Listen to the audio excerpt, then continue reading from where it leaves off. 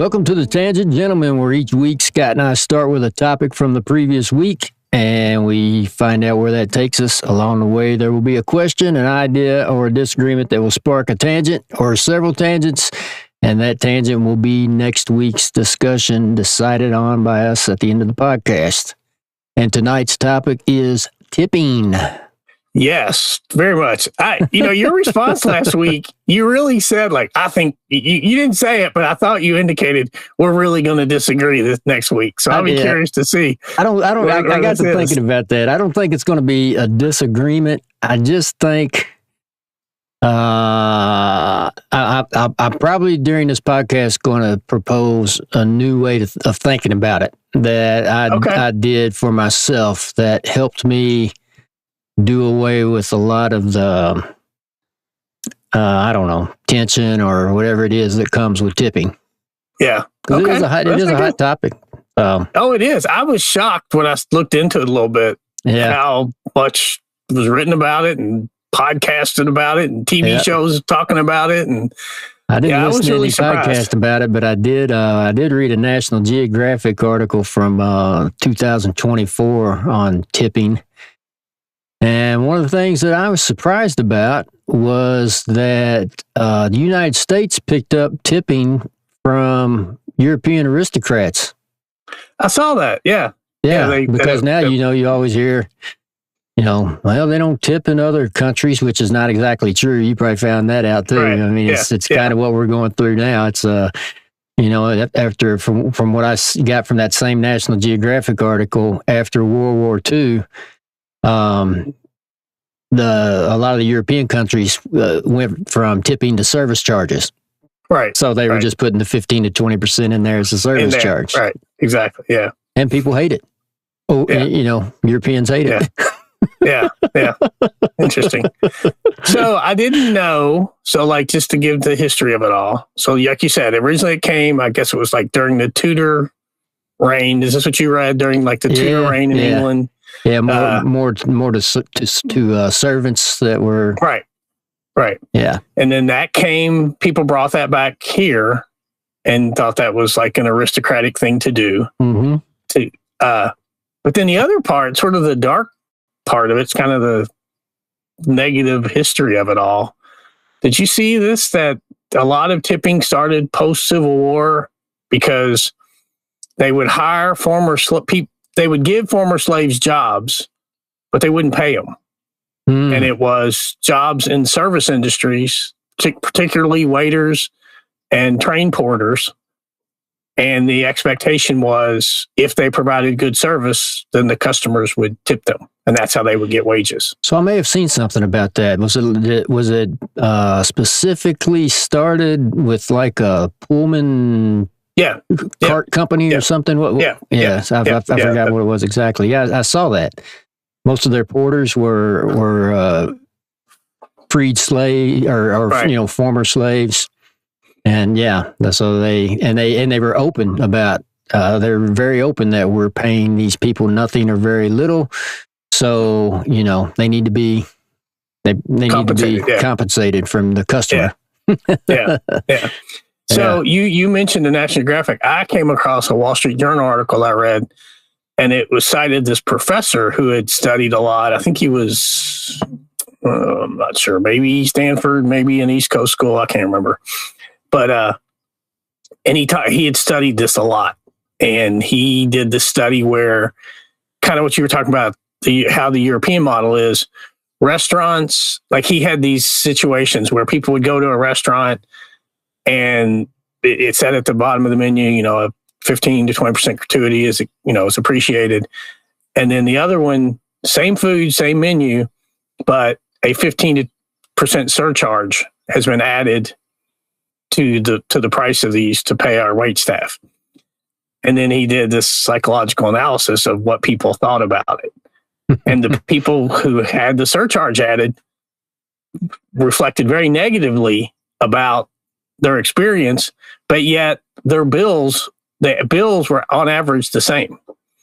Yeah. They paid the total same amount. Well, you're being forced or at least coerced, Right. Yeah. Yeah. Right. So I think that's probably what that is. Well, let me go back to our lunch example that we talked about last time we met, because I think this is one that's very easy for everybody to agree. I would think that this is not right, and that's just flat out deception. Right? Yeah. Because just to go back and recap quickly, we had lunch. I went to pay. And as I tipped, I went to the car, and my banking app, which, I'm sure a lot of us have now, it showed the amount for the food and drinks that we had, which was $39.98.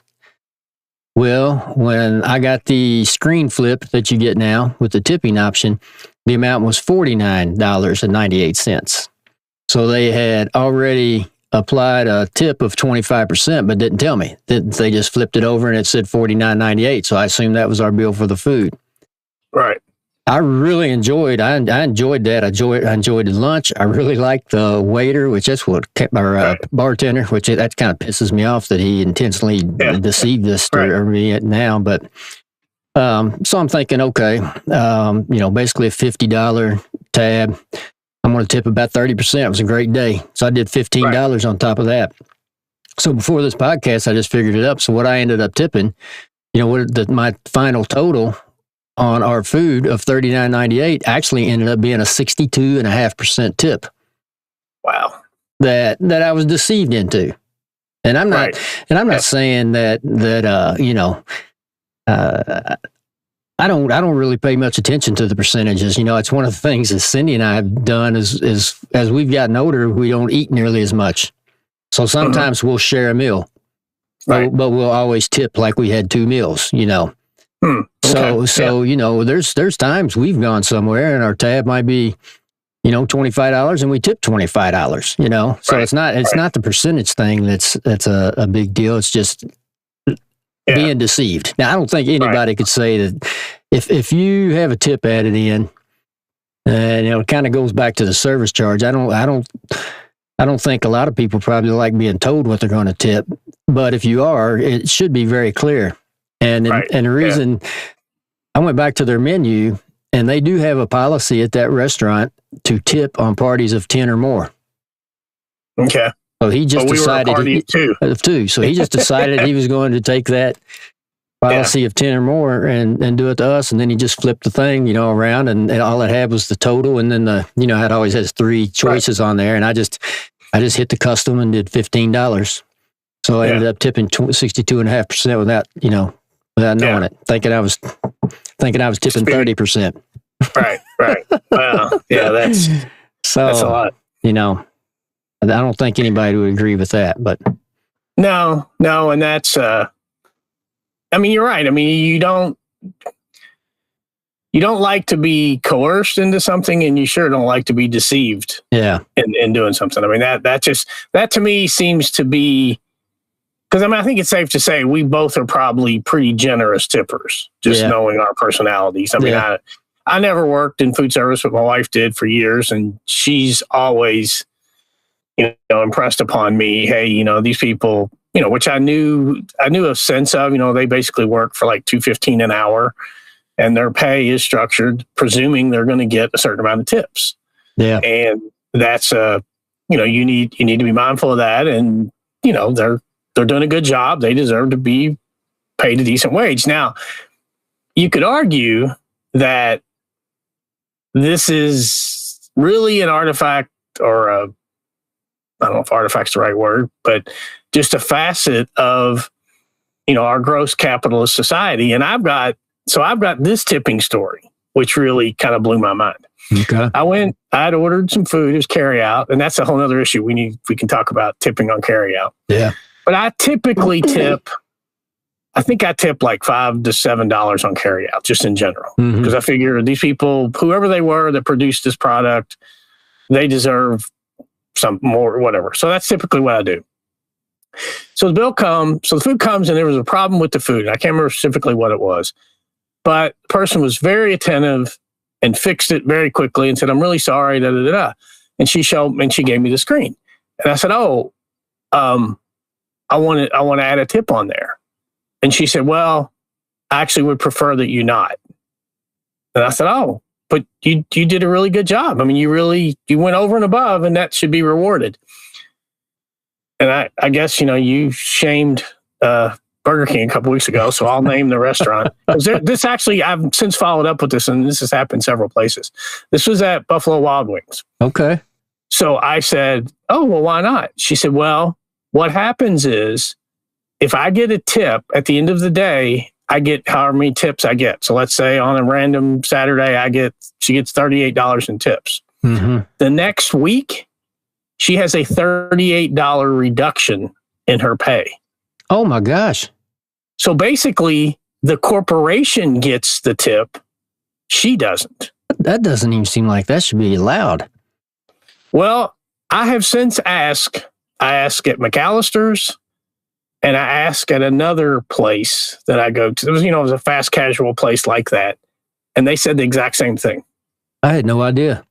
So, they said there's no I guess way. That goes back to cash is king concept. I guess you need to have cash if you're going to tip these people.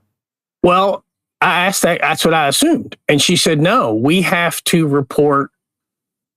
We have to report what's in the tip jar. Like, let's say at the end of the shift, there's $300 in the tip jar and there's 10 people. They each get $30. They have to report $30 worth of income. And then the next week on their check, they have a reduction for all the income they took as a tip. So if we want to tip those people, we all have to learn a secret handshake with I guess so. Palming some money. I guess so. I mean, it really, like on the one hand, it blew my mind. But the cynic in me is like, yeah, that's corporate greed. I mean, that's just straight up corporate greed. You think you're doing something to help these people. Yeah. But in reality, all you're doing is allowing their employer to pay I guess on the one hand, you could argue in either case, you're supplementing their income. Yeah. But you're supplementing their income. And maybe it's the case that these people maybe they're making $12 an hour, $15 an hour. But again, there's a sense of deception to this. Because I sure thought if I tip on the screen or I put in the tip jar, I'm giving to that person. But you're not. In those instances, you're giving to the corporate entity. Yeah. I didn't know that. Now I did know, you wonder sometimes, is this, kind of that front line versus back line inequality thing, listed. So are these tips that when you get the screen turned around to you, are these tips split with the kitchen staff and, people working behind the scenes? And I figured probably in a lot of cases it is, but I never knew that. I didn't know that scenario. Yeah, I was shocked. And it's caused me to ask now when I do carry out, so let's talk about that. What about tipping on carry? I mean, I don't know how often. I mean, we get carry out way too much. So for foods. Yeah.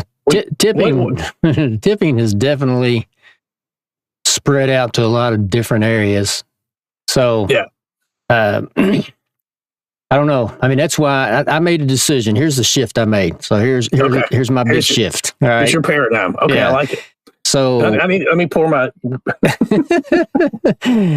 So I just decided that anytime I'm asked for a tip, it's an opportunity.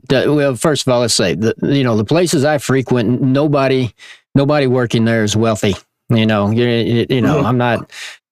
So I just shifted my thinking to anytime I'm asked a tip, it's an opportunity to be generous and give. Okay. So that's just the way I look at it. So if I get a pickup order now at BW3s and, they turn the screen around, there's a tip option there, I tip. Mm-hmm. I do it every time. So I don't, and I'm not saying whether it's right or wrong. It just took away a lot of the trying to decide, okay, was this service good? Okay, it was at this level. So is this percentage good? And all that stuff. I just decided it's an opportunity for me to be as generous as I want to be at that moment. Okay. What do you think? Yeah. No, I tend to agree. I kind of have a flat, like dollar amount, like for any carry out order. Yeah. And then if it's over and it's just a custom, it's not relevant. I don't base it on the percentage. This is how much I give. And I guess it's the same idea of you. Like, I mean, not to sound like a jerk, but, I'm in a pretty good financial standing, and it's nice to be able to share that. That's what it comes down to. And then if it's over and above, if I feel like in the case, this incident I reported at Buffalo Wild Wings, this person really did, they went over and above. They did a great job, a great service. And I wanted to reward that. And it really shocked me when she said that. She said, we don't, That's what pissed me off about our bartender the other day, man. I thought he did a great job and went and did a whole lot more than he needed to. And then that sucker tried to get as much money from me as he can. Yeah, that was tough. Okay. So back to the percentage. So here's the situation. You talk about to avoid the stress and struggle or whatever of tipping. I like to go to nice meals, probably 5 times a year. Go out for a, very expensive, a nice night out. Yeah. And we typically tip in the 20 to 25% range. Mm-hmm. And when you are talking about that, if we just put a number on it, let's say it's $200 for dinner. Mm-hmm. And I'm tipping 20 to 25%. I do expect a certain degree of performance, of execution of the meal. Yeah. Because if I go to a restaurant and the steak is $72 or a fish entree is $65, I know enough about food preparation and food costs that I know I am not just buying that piece of protein and its preparation. I'm buying an experience. And if the waiter or the staff, and this actually happened to us over Christmas, we started this tradition a couple years ago. As you know, I have a propensity to gamble on sports gambling. And one of the things I like to do is at the end of the year, I kind of assess my accounts, and I'm fairly successful at it. And we go out, my wife and I and our 2 sons, we go out to dinner at a pretty nice place. And it's what I call, you don't have to ask, dinner. So it's like, if we're going out, I've always wanted to try this appetizer. You should get it. Do it. Yeah. Do it. And it's an expensive meal, but I just cash out one of my sports books, and that's all good. I had fun gambling throughout the year, and we have this nice experience. Especially with 2 young men in the family that could probably hammer down some food. Yes, they can. My younger son, I've come to, he appreciates a really nice cocktail, and another really nice cocktail. And let's get a really good bottle of wine, Dad, which is kind of funny. And then he goes, well, you made me like this. You're like this, which he's not wrong. But anyway, this past Christmas, we run out, and the service was not good.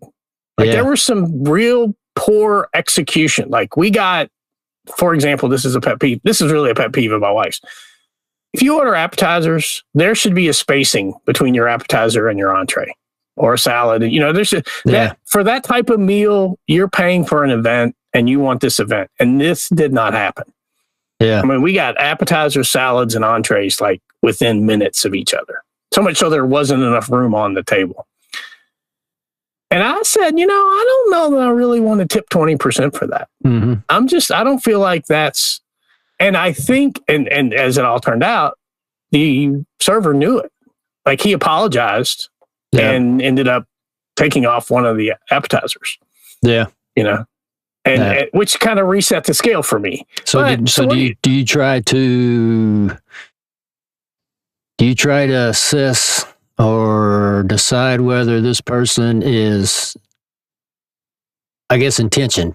Does this person just not care about the experience they're providing me, or is this person just not capable at this point of? Do you try to look at that, or? I tend to think when you go to a restaurant like this, that they have to be capable. Yeah. I mean, they're employed there. They have to be, this isn't your first day at work. This isn't the first waiter's job you ever had. I don't think, if you get that job, especially in this economy. I mean, I think there's a lot of entry-level jobs, and this isn't a place where an entry-level waiter works Friday night. I don't think. Yeah. And the other thing is what my wife has educated me on a lot. There are facets of that meal that are not the waiter's fault. Yeah. You know, that there are some, but she knows enough about how this kitchen works and how the dynamics work that she can say without a doubt, yeah, that was on the waiter. They messed that up. Well, I think anybody would do that. I mean, I think you kind of decide what you want to pay by the value you think you had.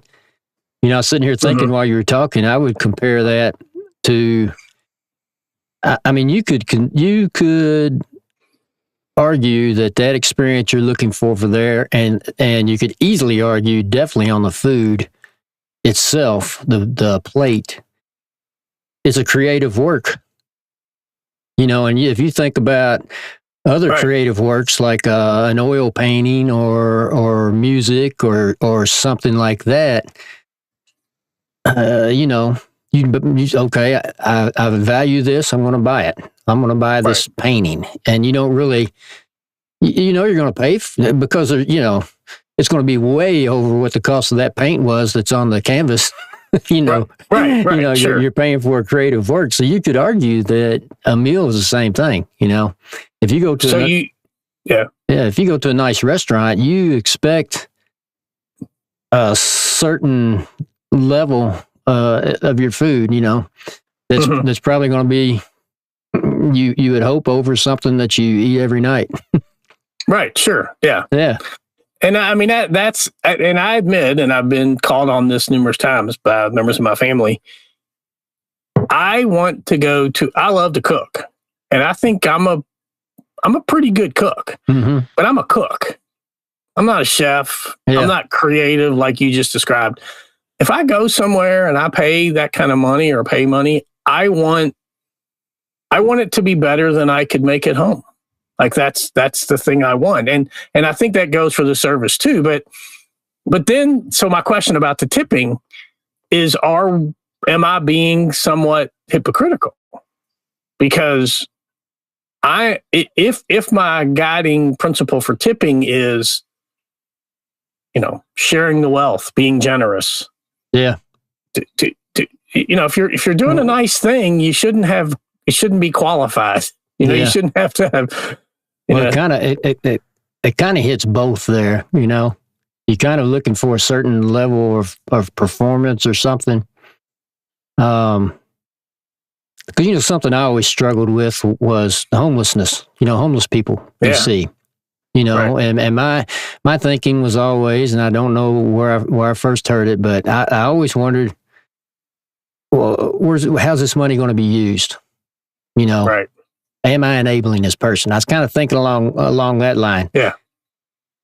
And I remember my wife's family one time, you know, Cindy shared it with me, you know, his attitude was, I don't care what that guy does with this money when I give it to him. It's not my decision to make. If he needs a drink at that point in his life, then he gets a drink at that point of his life. Yeah.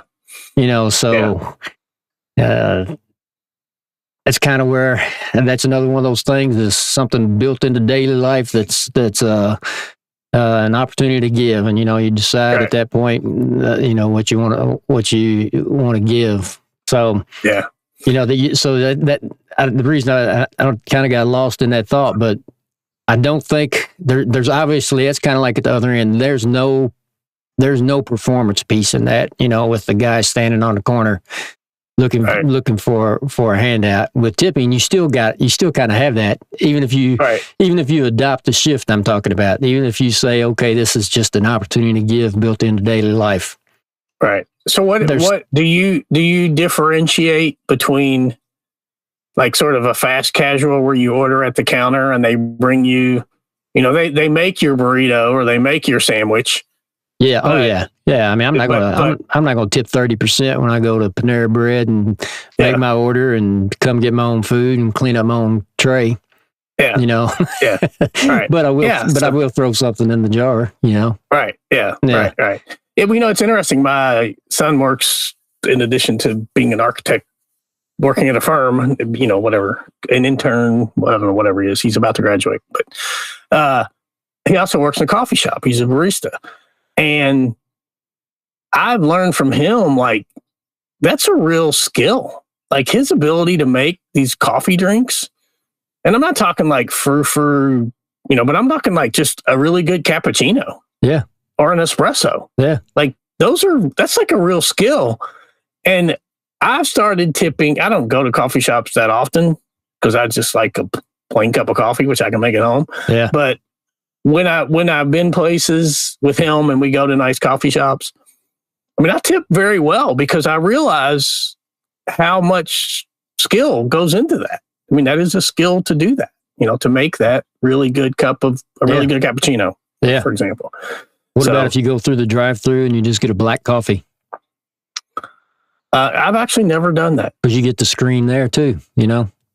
I've actually never done that. Yeah. I've never got, other than like on the road when I get gas, if it's late at night and I need to stay awake, I've gotten coffee. But typically I very rarely go to like Starbucks or even like the local Heine Brothers or any of that. I just don't. I mean, it's just not something I want to, I don't know. I don't It's either. just not my, we make Folgers in the drip coffee pot, and that's what we drink.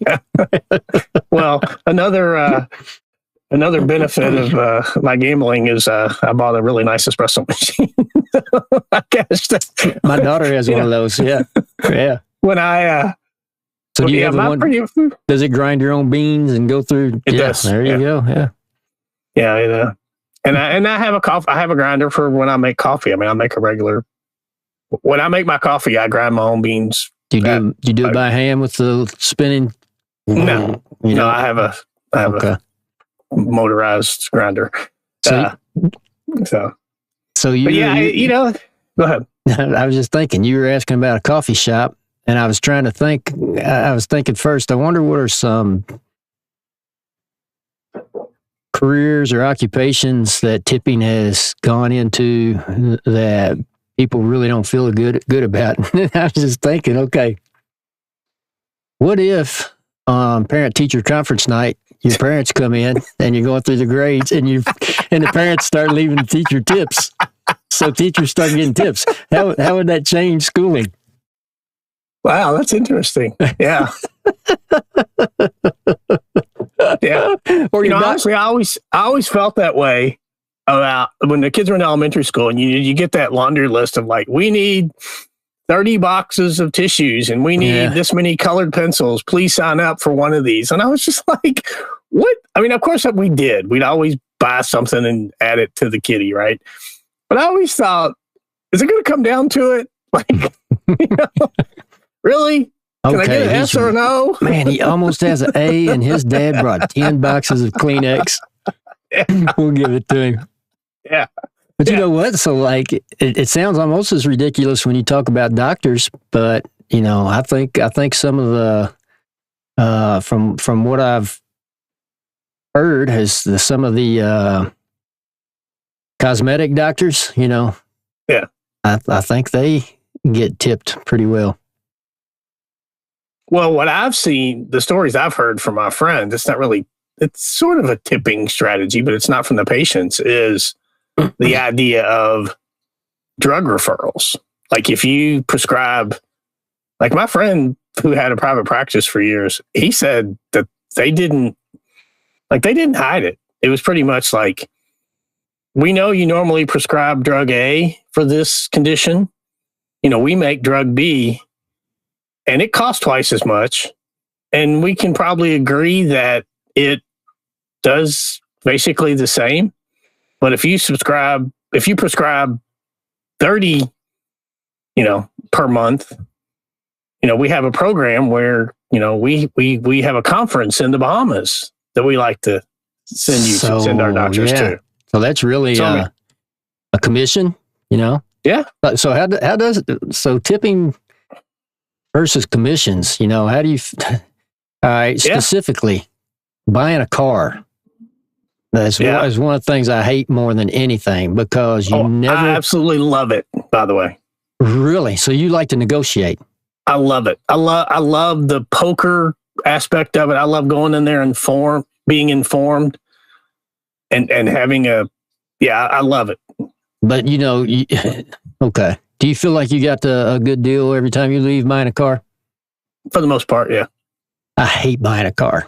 I think it makes no sense that you go and you look at the same car at two different dealers and you can pay a large difference from one to the other. I think it's ridiculous. Yeah. I hate it. Yeah. I think the thing I like most about it, which I think makes me atypical, and I've had a friend who used to sell cars and he said this about me, I don't really like cars. I have zero emotional attachment to a car.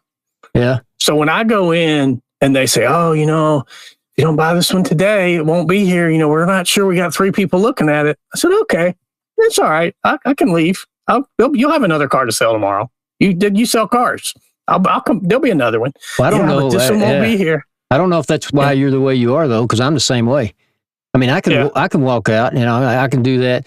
I just hate the fact that I got to walk out and I just talked to my manager, Isn't that the thing? Yeah, it is so funny. And but my last car I bought had a new layer. So I think you know this. I've talked about, I drive EV. I drive electric cars. Yeah. And so before, when I bought this car, there were still federal incentives, like substantial incentives for buying a new EV, but the rules were changing. It was approaching the end of the year, calendar year, and the rules were going to change on December 31st. So I went to look, and I kind of knew I was going to be looking. And that was like a whole nother layer of I knew the rules were going to change. They didn't seem to know that they knew the rules were going to change, but they didn't know what they were going to be. So I negotiated for the price of the car. And then I just kind of rolled the dice and said, okay, I'll come back to buy it next week after January 1. And the guy's like, well, why are you doing that? I'm like, well, I think the incentives, the federal tax incentives will be better next week than they are right now. Oh, well, we'll have to. I'm like, no. We agreed on a price. This is the price. Yeah. And next week I want that price, and I'm going to. And then as it turned out, I had a friend who had worked at this dealership. He had retired, but he had worked at this dealership before.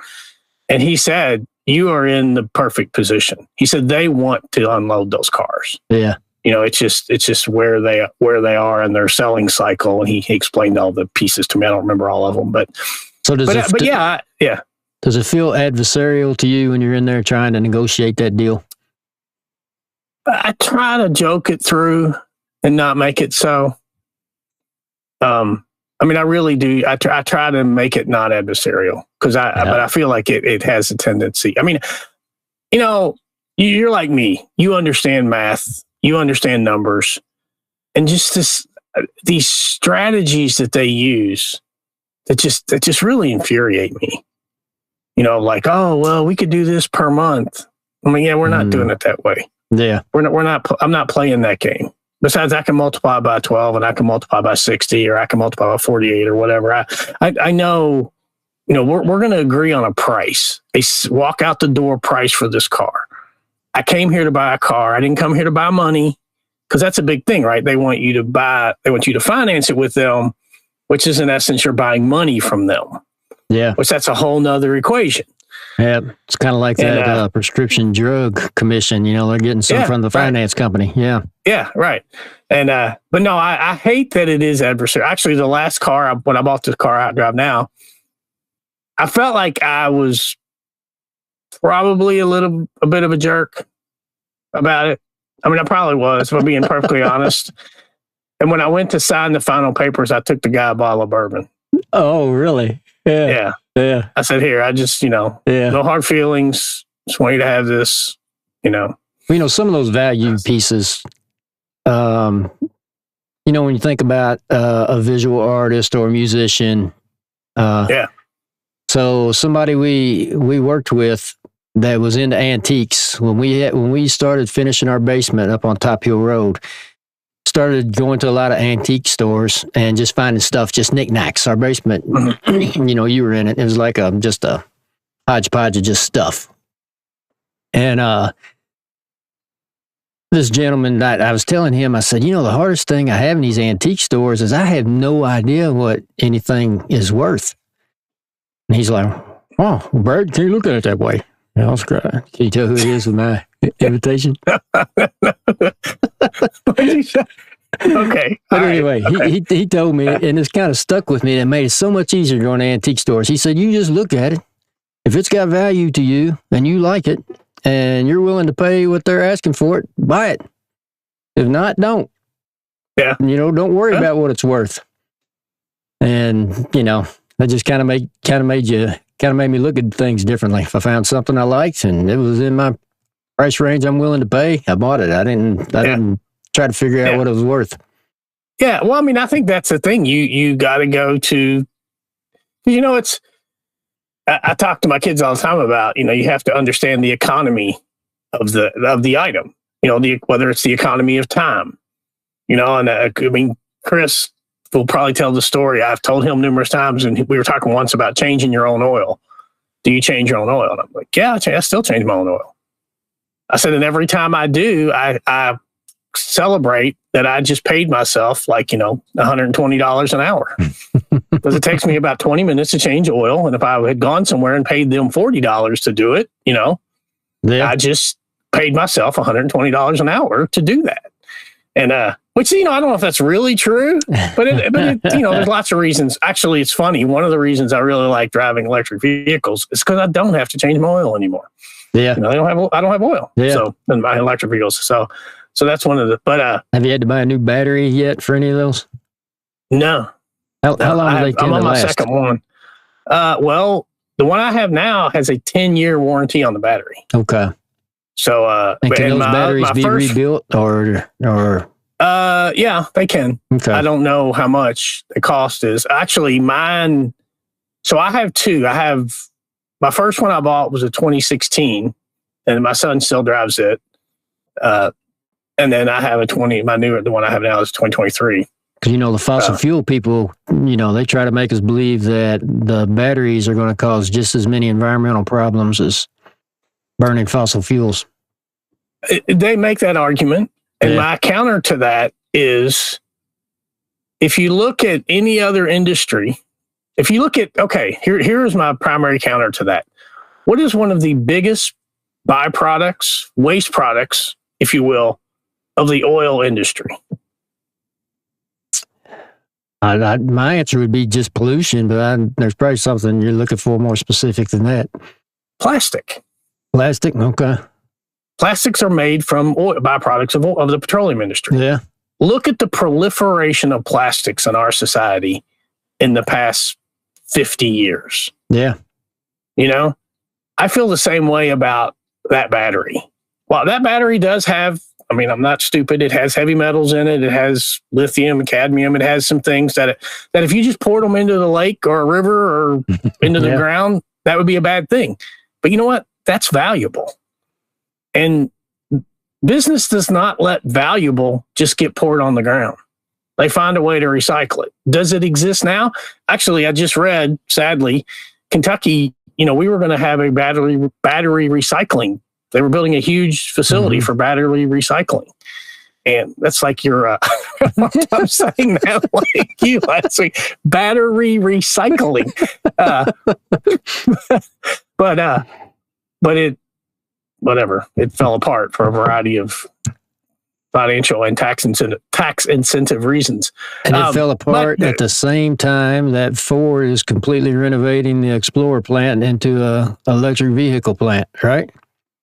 Right, but Ford is not building the Blue Oval plant that was going to build car batteries that was at the same site where this battery recycling was going to be happening. But yeah, so I do recognize that there are environmental consequences for my car. I would argue they are less. Yeah. But honestly, that's really not why I bought it. Why I bought it is because I don't like to change oil. I mean, we've talked about this a couple of weeks ago. We talked about systems. You know me. I love efficient systems. I love systems that just work.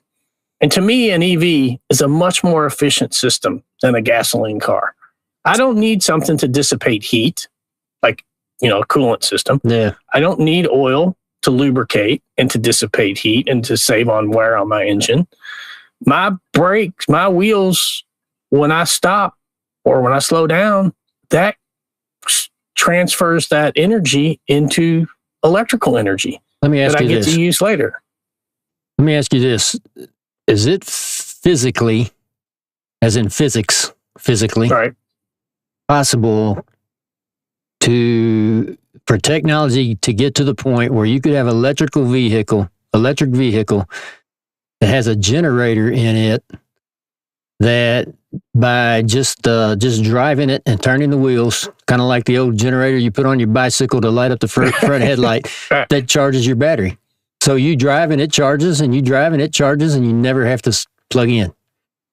I don't think so. I don't know enough about the engineering to know, because the only energy I get from the sort of that you're describing is my car. I've driven several EVs, and they all have some version of regenerative braking. So it's basically when you're in motion, if you take your foot off the accelerator, it will slow the car down by a mechanism, and then it will recoup some of that energy. But it's not just the spinning of the wheels that recoups the energy, or that turns because you're using that energy to propel the car. So you can't do both. You can't charge a generator and propel the car. I think that's my basic understanding of it all. So let me tell you what happened with my shift in thinking on tipping. Okay.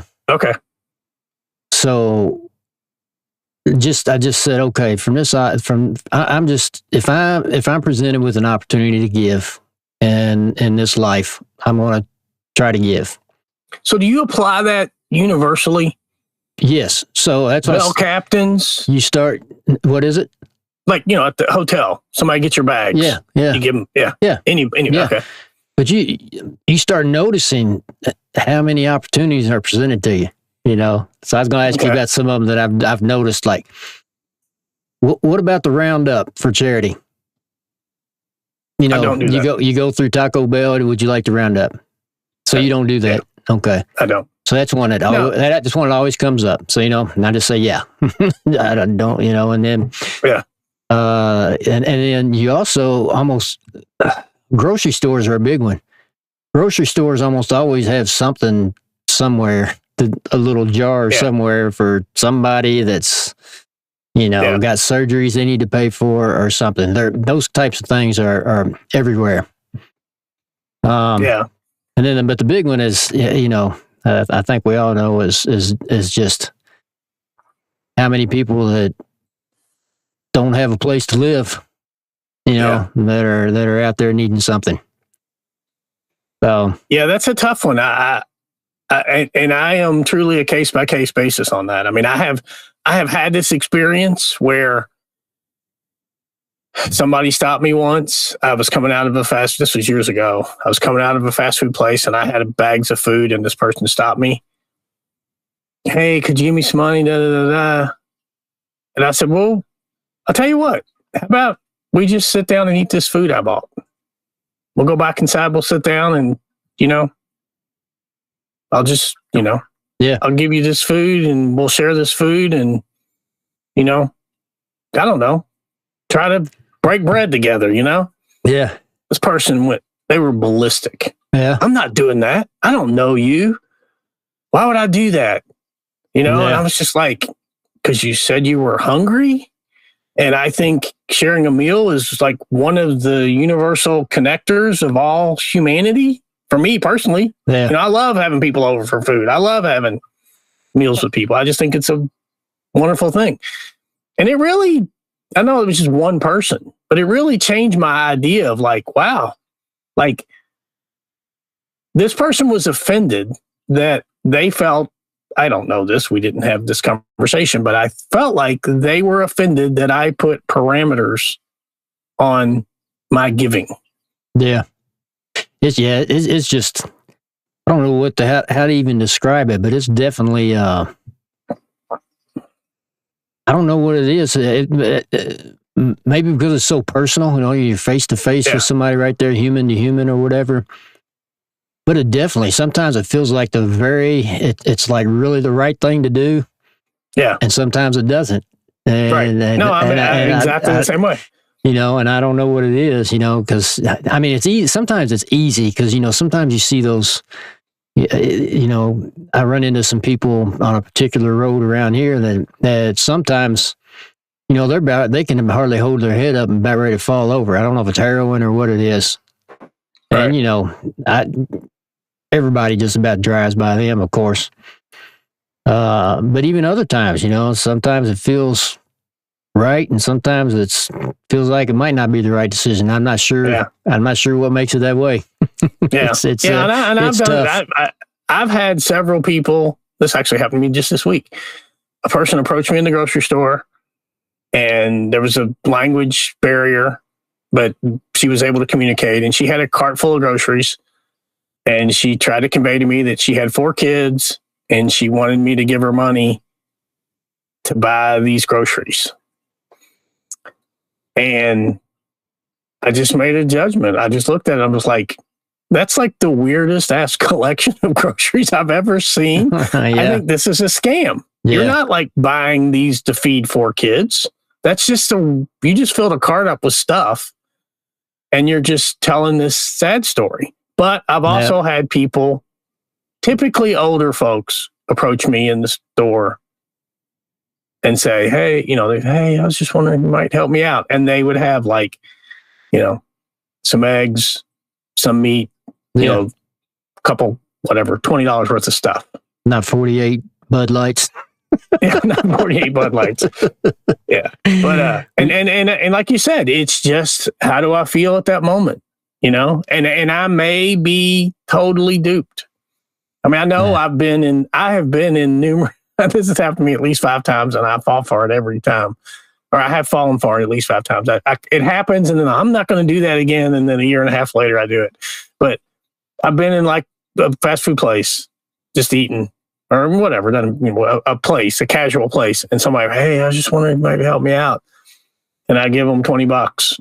Yeah. And they don't go buy food. Yeah. They immediately take off out the door, Well, it kind of puts you in position, or at least for me, I'm always thinking, do I have some sort of human responsibility to try to feel a need here just because I'm seeing this, Right.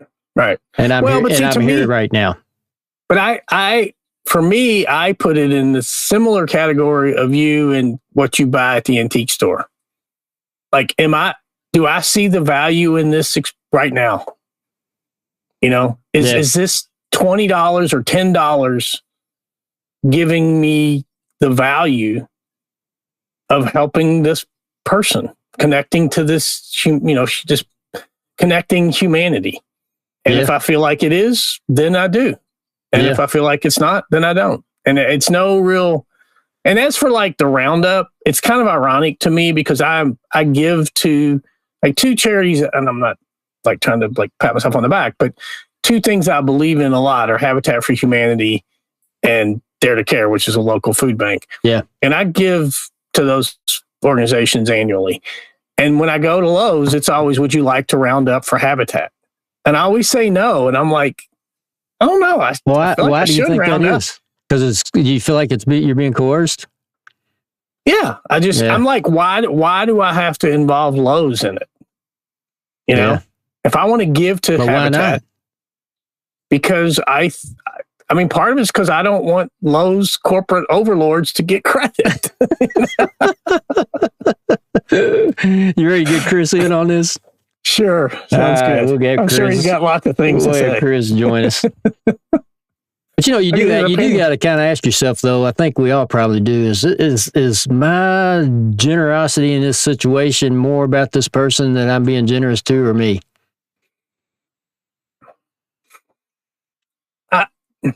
I don't know. Yeah, no, you do have to ask that question. You do have to ask that question. Yeah. And I guess I tend to think, because it does feel good to give, I think, for most of us. So does that make it right? And I think it's about them. I think it's about them. I mean, I think it's about you and you recognizing your connection to humanity. And recognizing a need. Yeah. We like to think so. What's up, Chris? What's going on? Are you guys exhausted from all the talking you've done for the last, 55 minutes? So much for the 1 hour rule. I don't know how we're going to get this in. It used to be a half an hour. I know. I never liked that rule. No, we're just now at 49 minutes, man. Yeah. Just a couple things before we get into the meat of all this. I think we should ask all of the listeners here, all 30 of them, that we should challenge them. You're being generous. 30? We should challenge them. Well, some people listen twice, I would think. We should have the Colonel Taylor Small Batch Challenge, where you have to say that 3, respond in the comments on how you did, because I tried to do that when I texted you guys earlier this week. I couldn't do it. I don't know what was going on. Try to say it fast. Colonel Taylor Small Batch. No, Colonel Taylor Yellow Label. Yeah, Colonel Taylor Yellow Label. Yeah. Well, oddly enough, I finished my bottle tonight of Colonel Taylor Yellow Label Rye. And we're doing much better. I don't know, but that'd be cool. We got some practice. And also, I love I'll give the shout out to Morris Longacre. God rest his soul. Man, that guy had an influence on me. He was great to work with, but I knew what you were talking about. What a great guy. What a man. What a man. Here's a question. I got a question for you guys that we didn't cover. My youngest, he's finishing up school. He has a student teaching in the fall, and he'll be done with school, but he's working at Texas Roadhouse. And if he worked 40 hours a week and made his average, what he makes a night per hour, he would make $83,000 a year. Twice what an average teacher makes. Do servers make too much money? Well, I think one thing you got to consider, though, is your son, with his personality and everything about him, is going to be easy for everybody to tip. They're going to He's also making $83,000 a year with no benefits. That's Whereas true. The teacher may be making 40, but they got health insurance. And he's a very hard worker. He cares about people. He's going to make sure everybody he waits on, he's going to provide them the best experience they can get. I don't know. I mean, that's not an easy job, so why not? And I'll tell you what, it's kind of what Scott was saying. I was like, he worked his first week after training when he was on 2 tables during the holiday season. He's been doing this for like over a year now. He came home on a Saturday night and made $450. And I remember him coming to the basement, and I thought, he's never going to finish college. He'll never teach. This is it. I said, listen, don't get used to that kind of money. But it was crazy. When Brian was in high school, he worked at Krispy Kreme, and it was crazy the tips he would make at Krispy Kreme. And it was all exactly what you said, Brad. Like Brian's like Cooper. He's personable. Make sure the order was correct. Chatting you up. Like he would say, like, people would come in. Chris, you'll appreciate this. People would come in and he'd see their car pull around. He's like, yeah, I really want to give these to you, but that god awful yellow Steelers license plate you got on there, I can't give you any donuts. And it would be just like this chatty fandom, whatever. Like he would often get $20 tips on a dozen donuts. Yeah, that's crazy. and the same with Cooper. I mean, he does use the I'm going to be a teacher, which people seem to love. And, he's engaged, about to get married in June, and they just bought a house. And I'm sure he uses all that. But in the same time, I'm thinking, that's a crazy amount of money. Do you think that there should be systems like when you guys brought up, especially Brad talking about, I can't remember who brought it up, the system where the corporate people actually take the money off their salary. Yeah. Shouldn't the tipping system, shouldn't that be, should there be a policy visible in situations like that so you know where the money's going? I just drives me crazy because it's so confusing and the amount of guilt tipping I do. And I'm a good tipper. I worked for tips in college. So once you work for tips, I think you're always a good tipper. But the guilt tipping or just the tipping on a pickup, I love that discussion. We could go all day on that. That's a good bourbon discussion. I look forward to we continue that one day. Next time Brad gets schemed on a on picking up the tab. I'm in on that. Hey, and Scott, you talked about taking the guy some bourbon when you closed the car deal, but you didn't tell everybody it was Kentucky Gentleman. I mean, that's more of a smack in the face. A half bottle of it. I can't even remember what it was. I think it was actually Henry McKenna. I think that's what I okay. Hey, that's a good one. Yeah, that is. Yeah. Matter of fact, always good. But tonight we had a lot of topics. Y'all ready to get into what you guys talked about? Well, we got a grade. Yeah, we need a grade. Let's grade tipping. I want to say, let's grade tipping. Go ahead. Go ahead, guys. All right.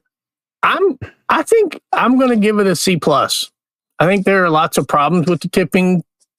Like the whole corporate overlay with tipping, it's really caused me to question. Yeah, that's the thing. Tipping is a system. Yeah. Why doesn't what in this system is so broken that makes us analyze it so deeply? Why did I have to totally change the way I look at it to be able to, to get through this? So I'm going to say, I mean, if I look at it with the way I do now, I'm going to say a B.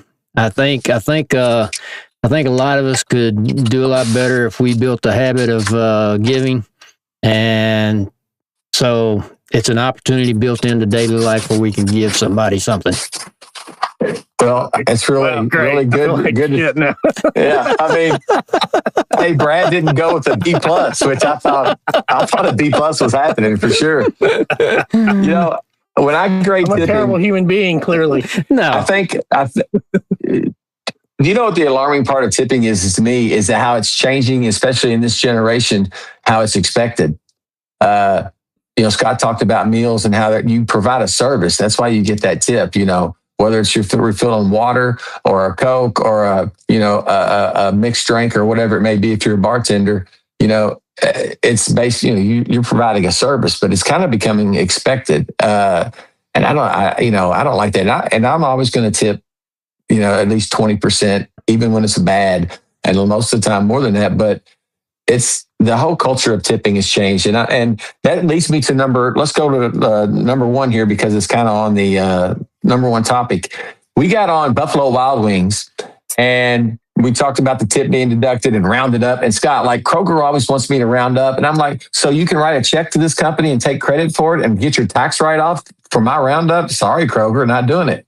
And I'm with you on that. But it brought me into two things that kind of merged. And we talked about corporate greed. It was actually stated tonight, and the wealth imbalance that has come in this country because of corporate greed and just how things are stacking up right now. The corporate or the companies work for the shareholders, right? So wealth imbalance. What is it right now? What's it mean for our future? If you look at the 1920s, the wealth imbalance was way whacked, and you see what it led to for the 1930s. So wealth imbalance. The second thing, all right, so we talked about a $75 steak. And I went, dang, I said, all right, let me get this last kid through college and maybe I'll go have a $75 steak. Because I remember I'm sitting there with Tip, and we would go to Outback somewhat regularly, 2-3 times a year. And we went a little bit after Kroger after the COVID. And I'm like, looking at these prices. I'm like, this was the Outback steak, $17.99. It was a $12, $13 meal.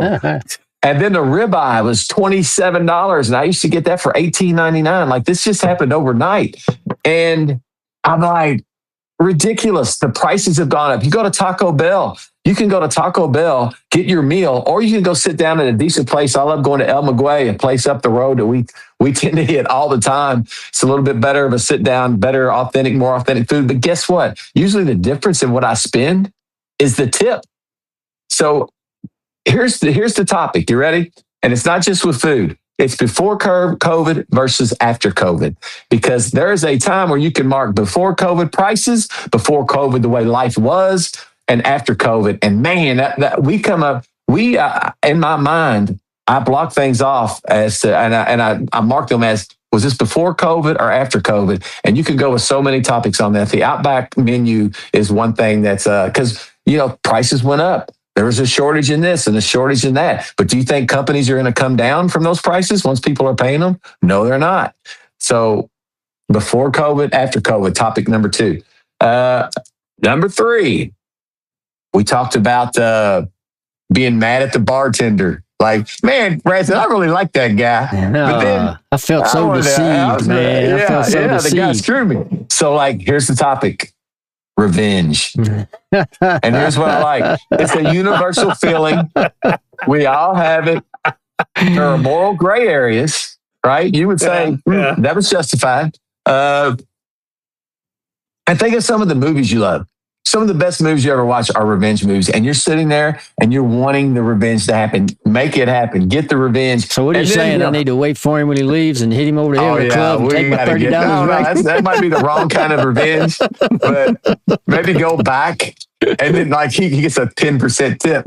Hey, buddy. But anyway, and is it healthy? Like, is revenge healthy? Because if you have revenge on the mind, you're obviously carrying a load, and it can be healthy. So does it unload or does it add to it? It may depend on what kind of person, but I think revenge is a hell of a topic.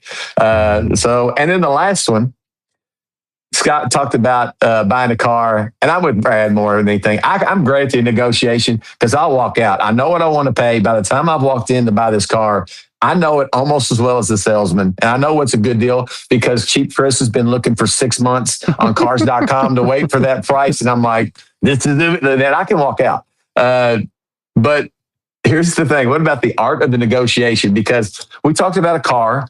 Something we've never had to do as educators is negotiate our salary, but that happens all the time. But then I thought about like between admin and teachers and students. You're in constant negotiation. It has nothing to do with money, but you're negotiating something. And then look at this, like the whole world right now, Iran and the USA in negotiations. Like negotiations are layered and layered and layered. It's not just about buying a car. So let's review the topics you guys can pick from here. Number 1, we talked about the wealth imbalance, and that came from like a corporate greed and what we got with the rounding up at the cash register. 2, before COVID, after COVID. I love that topic. Before COVID, after COVID. Talk about that all the time. One too. I like that one too. Chris, 3, Scott, you like that one?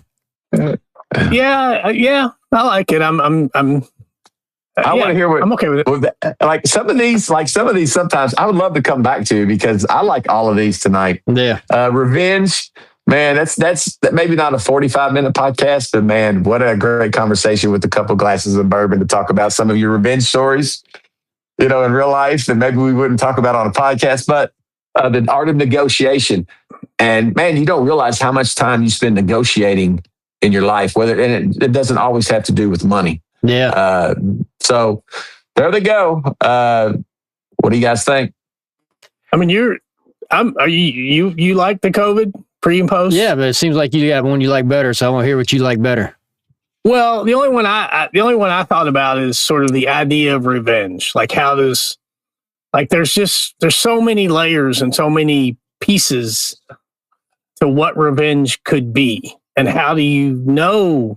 Like, it's kind of like the idea with tipping. Like, as far as, are you doing it for yourself? Are you doing it to achieve some? But you're not a vengeful person. How are you going to talk about that? Yeah, I'm not. But I don't know. But I mean, COVID's good. I mean, COVID could. We so much. I mean, it'll be the thing about pre and post COVID is just as I'm racing through it. There's nothing I can think of that's the same. Well, that's what I was going to say. I think we need to come into it. If we do pre-COVID versus post-COVID, I think we each need to pick something, a topic or something in life that has changed that we want to discuss. Because it could, I mean, I agree with you. There's so much, I mean, gosh, you could talk for a week and a half about it because I agree with you. Everything's different. There's hardly anything that's the same. So think about So if we're grading, if our goal is to get a grade, we need to come in with our idea, and is it better Has it improved? Did we learn from COVID and improved on this thing? That's our grade or something like that. I don't know. That's my thought. Yeah. Well, yeah, maybe grade before COVID and after COVID is as comparing what's improved, is there anything better, and what has not been better since COVID. I mean that just in comparison, like overall, has the world gotten better? That'd be an A. Or has the world gone to pots? Is it worse? And that would be a U, or an F. That's maybe the worst. So, all right, let's do COVID. That's good. Pre and post COVID. That sounds good. We'll do that. Pre-COVID versus post-COVID. All right. Yeah. Okay. All right, man. We'll see you guys next week. Thanks again for listening. Right. Hey, lots of notes tonight.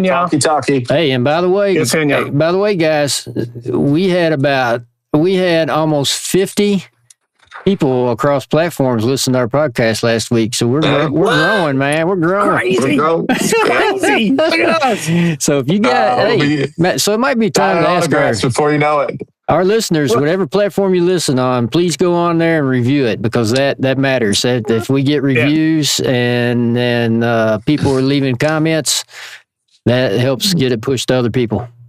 And let us know how you did on what we do, because I think people know. If you don't know, the reason Chris is on here is because Chris made a suggestion. Hey, I think it would be valuable if we had somebody sort of monitoring and coming back to wrap up.